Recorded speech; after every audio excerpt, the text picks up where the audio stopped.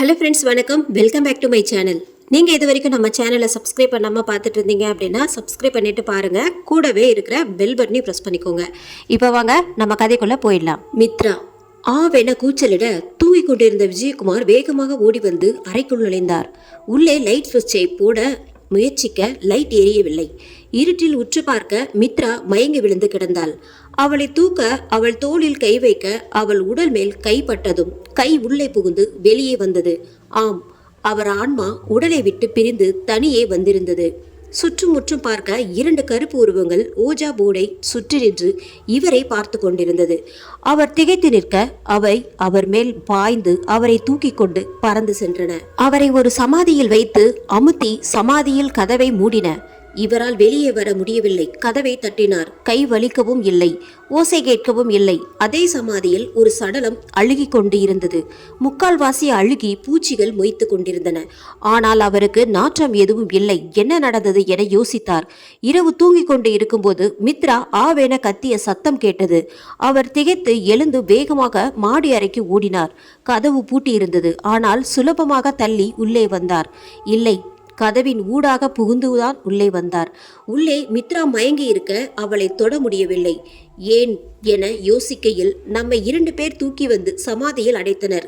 அடைச்ச, நாம் கனவு காண்கிறோம். மாந்திரிகம், பேய் என்று சிந்தித்தது நமக்கு கெட்ட கெட்ட கனவா எல்லாம் வருகிறது. கண் விழித்தால் சரியாகிவிடும் என தனக்குத்தானே ஆறுதல் கொண்டார். தன் கையை கிள்ளி பார்க்க வலிக்கவில்லை. விழித்துக்கொள் என உளறினார். ஒன்றும் நடக்கவில்லை. சமாதியில் தான் இனி தன் வாழ்க்கை பயணம் என அவருக்கு சொல்லி புரிய வைக்க எவரும் இல்லை. அங்கு அபி ஆழ்ந்த யோசனையில் இருந்தான். அடுத்து என்ன செய்வதென தெரியாமல். பேசாமல் விஜயகுமாருக்கு போன் செய்து தெரிவித்து யாருக்கும் தெரியாமல் ரகசியமாக கண்டுபிடிக்கலாமா, இல்லை அவனை நேராக நாமே பிடித்து விசாரிக்கலாமா என போலீஸுக்கு சென்றால் அது காலதாமதமாகும். அதுவும் இல்லாமல் எல்லோருக்கும் தெரிந்துவிடும். நாமே விசாரித்து உண்மையை வாங்கி அதனை ஆதாரமாக்கி பின் அவனை சரியான தண்டனை கொடுப்போம் என தீர்மானித்தான். மணி மதியம் 3. 6:30 மணிக்கு 5 அடி காடுக்கு ஊறியவன் நாற்காலியில் கட்டப்பட்டு இருந்தான். முகத்தில் ரத்தம் வழிந்து கொண்டிருக்க எதிர்முனையில் அபியும் அபியின் நண்பன் விமலும் நின்று கொண்டு இருந்தனர். நடந்ததை ஒன்று விடாமல் சொல்லு என்று கர்ஜித்தான்.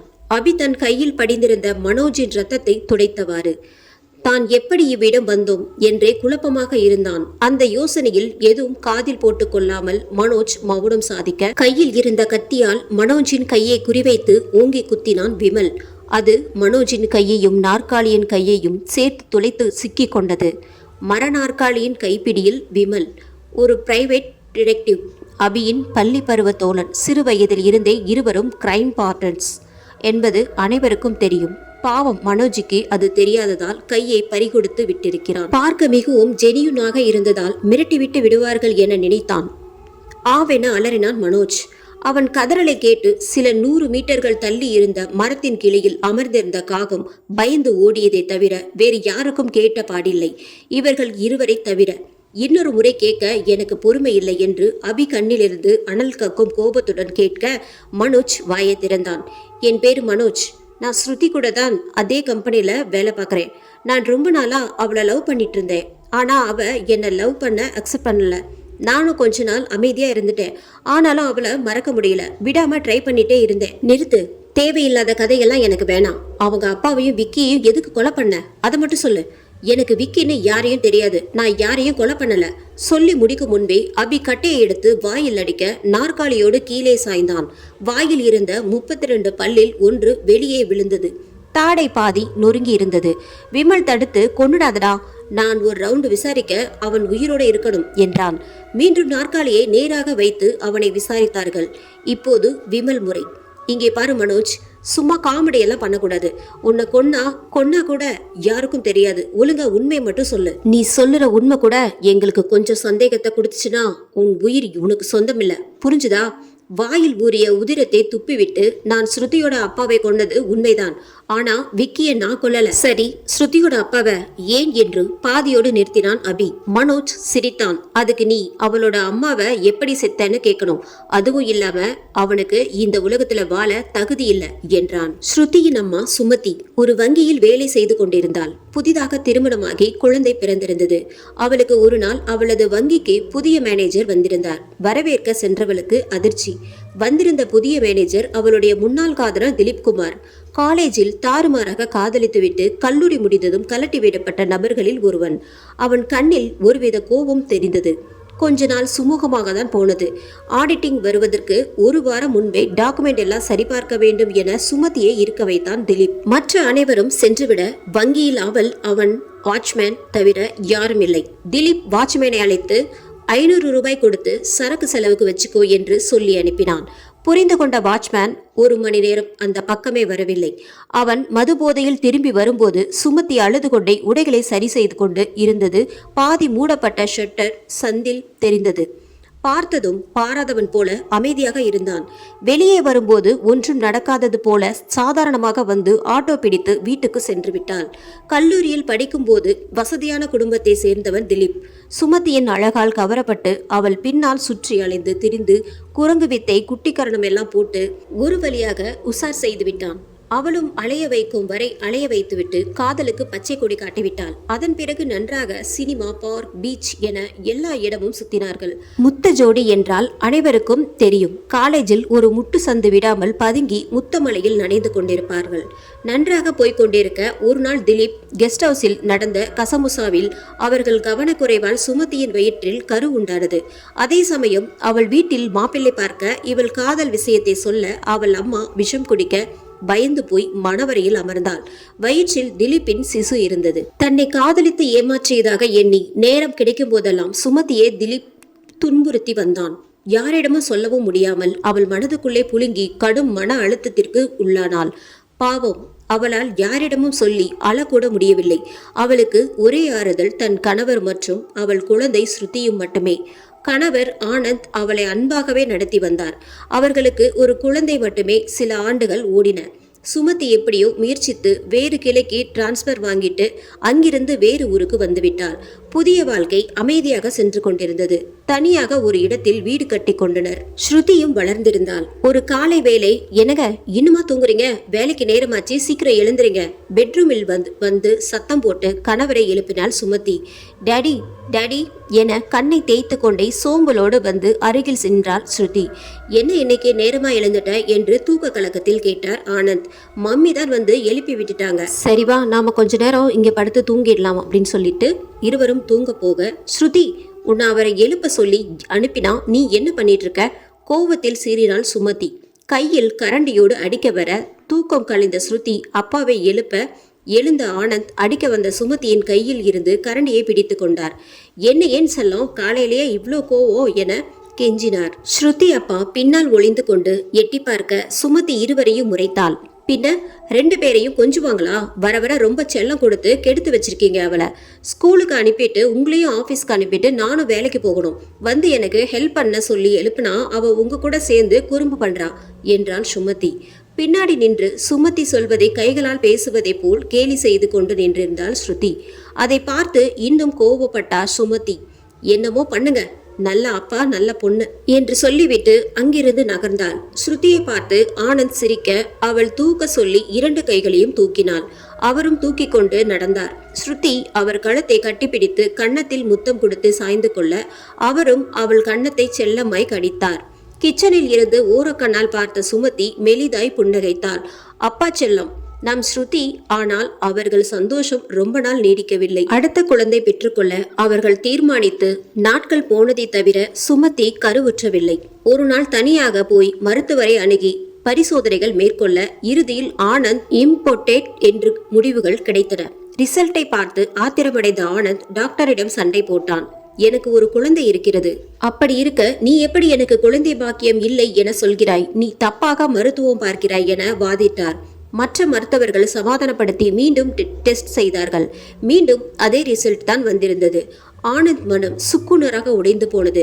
வீட்டிற்கு சென்றான். சுமதியை பார்த்தாலும் ஸ்ருதியை பார்த்தாலும் அவருக்கு பயங்கரமாக வெறுப்பு தோன்றியது.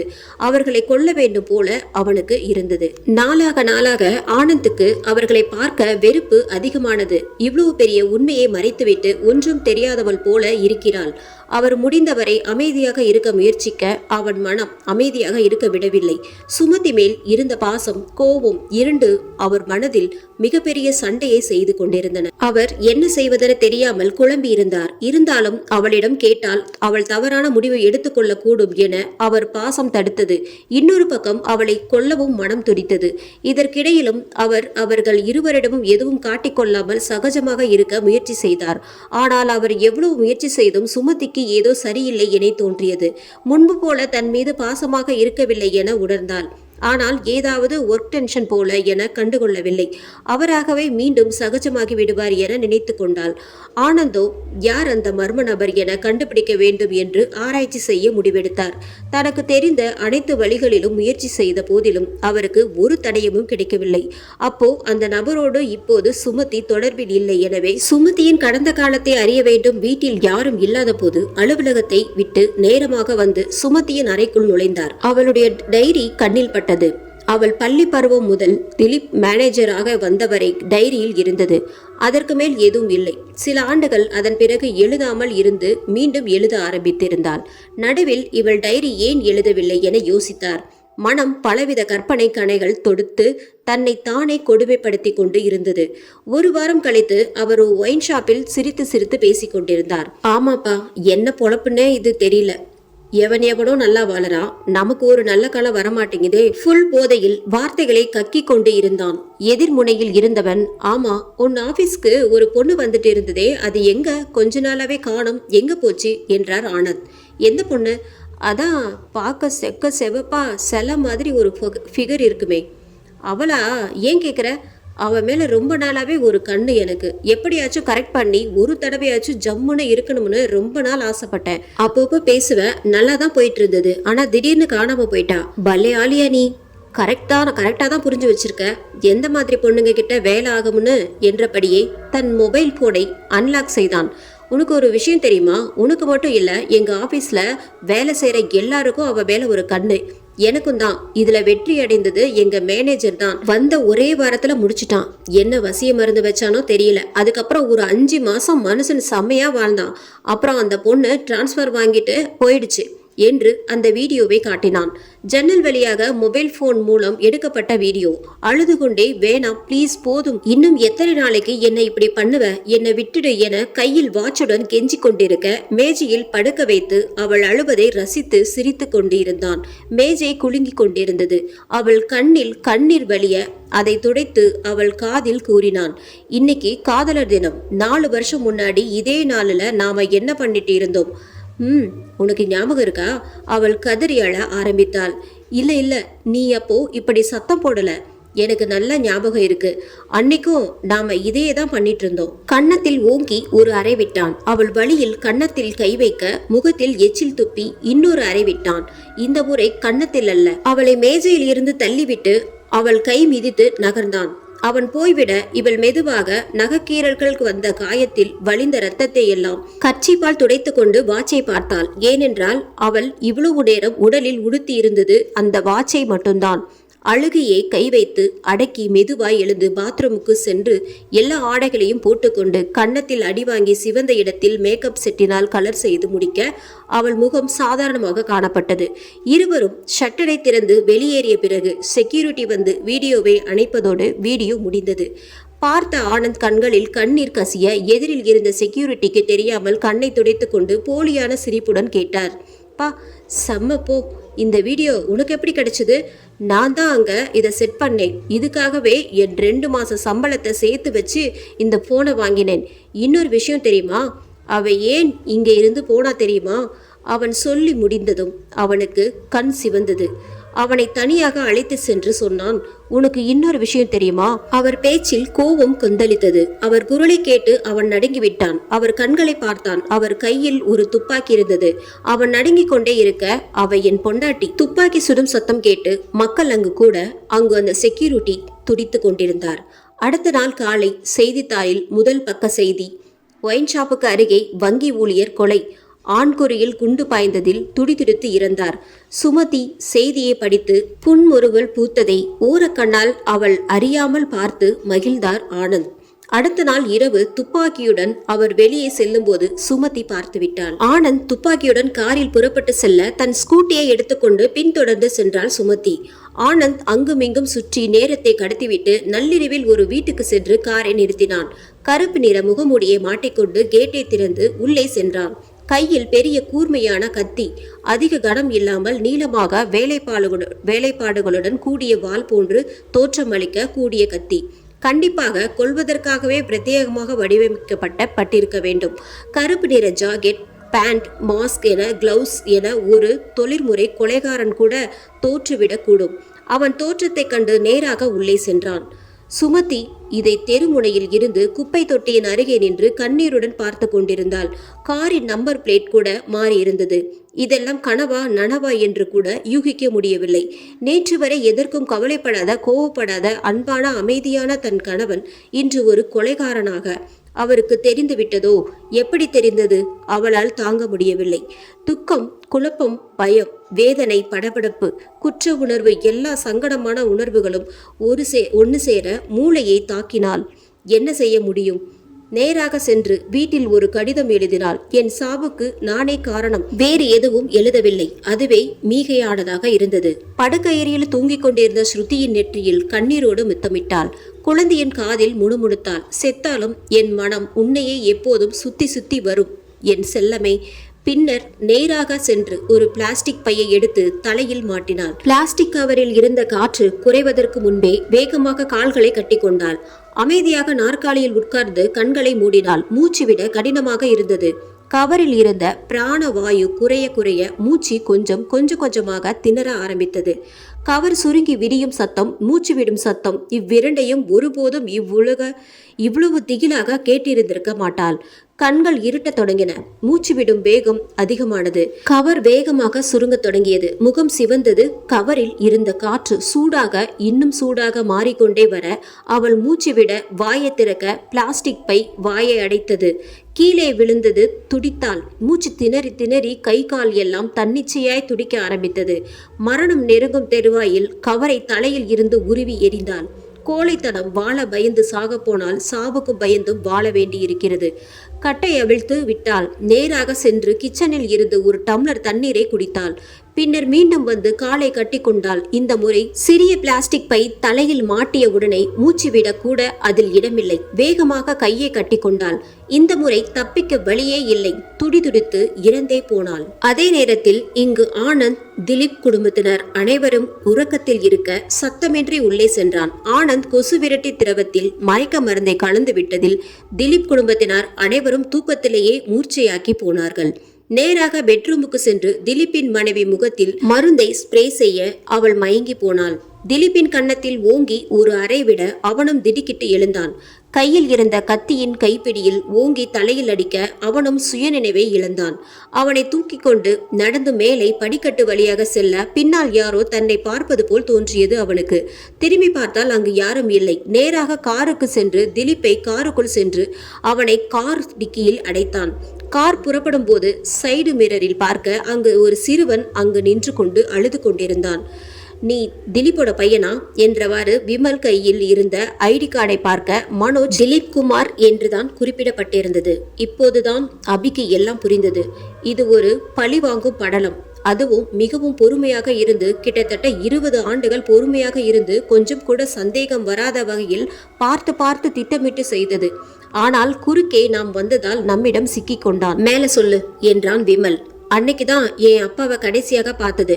அதுக்கப்புறம் போலீஸ் வந்தாங்க போனாங்க. ஆனா யாருக்கும் என் அப்பா இருக்கிற இடம் தெரியல. கடைசி வரைக்கும் அவர் அஸ்தி கூட எங்களுக்கு கிடைக்கல. எனக்கு ஒரு திறமை இருக்கு. நான் ஒரு போட்டோகிராஃபிக் மெமரி. அதாவது நான் ஒரு புத்தகத்தை ஒரு முறை பார்த்தாலே போதும். அதை என்னால் வருட கணக்கில் ஞாபகம் வைத்துக் கொள்ள முடியும். அதில் உள்ள ஒவ்வொரு எழுத்தும் என் மூளையில பதிவாகிறோம். அதனால என்னவோ அந்த கார் நம்பர் பிளேட் ஞாபகம் வச்சிருக்கிறது ரொம்ப சுலபமா இருந்தது. எங்க வீட்டு வாசல்ல ஒரு கேமரா இருக்கு. அதோட டேப்ல ஆனந்த் வந்தது, பூட்டை திறந்து உள்ளே போனது, என் அப்பாவை தோளில் தூக்கி கொண்டு போனது, காரில் கடத்தியது எல்லாமே ரெக்கார்ட் ஆகி இருந்தது. ஆனா சில ரூபாய் நோட்டு கட்டுகளுக்கு முன்னாடி எல்லாமே விற்பனை பொருள் தான். காசை வச்சு ஆதாரங்கள் எல்லாம் இல்லாம ஆகிட்டாரு. எல்லா ஆதாரங்களையும் அழிச்ச ஆனந்த் 2 ஆதாரங்களை மட்டும் விட்டு வச்சுட்டாரு.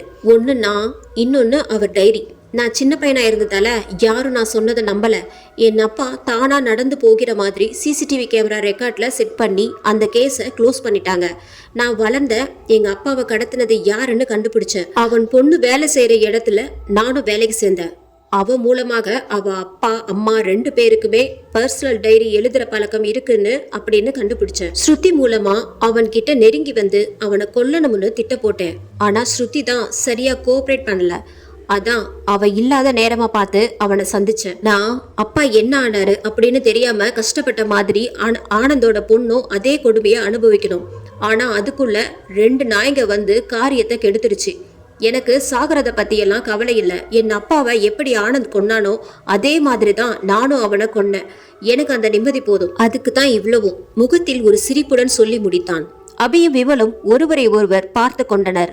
இவனை என்ன செய்யலாம் என்று விமல் கேட்க அபி ஒரு பெருமூச்சுடன் யோசித்தான். இந்த எபிசோட் உங்களுக்கு பிடிச்சிருந்தது அப்படின்னா நம்ம சேனலை மறக்காம சப்ஸ்கிரைப் பண்ணுங்க, லைக் பண்ணுங்க, முடிஞ்சா ஷேர் பண்ணுங்க. நன்றி, வணக்கம்.